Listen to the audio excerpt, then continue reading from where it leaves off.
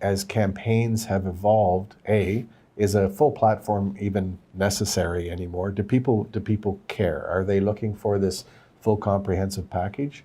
Or are we now looking at a cobbled together set of niche issues, very targeted at certain sets of voters and in certain regions that appeal, rather than a dozen or 20 mass announcements that are going to affect everybody in the country? And I don't know if you have a view on how that plays. One thing that I really liked that the Liberals did in 2015, if you went on their website, their platform was a very engaged and interactive experience.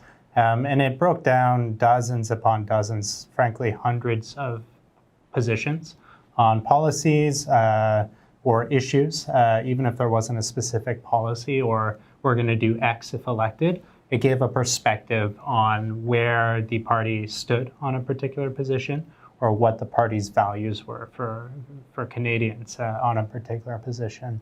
And I mean, looking at it from my perspective, I quite like that approach. I definitely like more information. And I mean, as someone who works with a ton of different audiences, targeting them, you want to have that flexibility to be able to say to the right person, this is what we're doing on X issue that is of interest to you. So I definitely, I guess, looking, if I put like a campaign hat on, it makes a lot of sense and it gives a lot of flexibility. But there's a lot of risk involved too with launching a platform and launching it too early.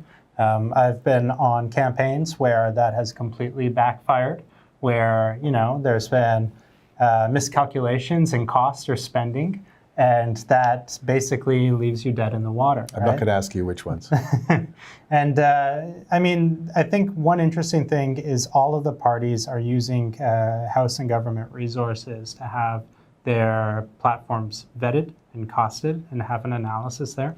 So having that credible party involved in costing some of this or giving an opinion, I think that that's a smart move by all campaigns and all parties to do that. And part of that process takes time. A lot of these platform documents definitely are being written right up to the last minute because the environment's changing, right? If you've started something 18 months ago and Canadians' priorities have shifted, or you've put some information out there and it hasn't tested as well as maybe you thought it would, you're going to emphasize or de-emphasize the information and the policies in the mix of that.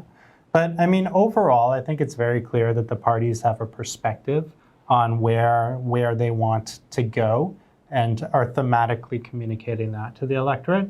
So whether or not they have, a 20-page document, a 5-page document, or a 200-page document, people, voters, the average just tuning in, going to listen 48 hours before I vote, I don't think it's going to impact their choice or decision making very much. So it's a strategic tool, but it's not something that Canadians sit there and expect and say, I'm waiting for the PDF version of your 2019 platform so that I can read it before I make a decision.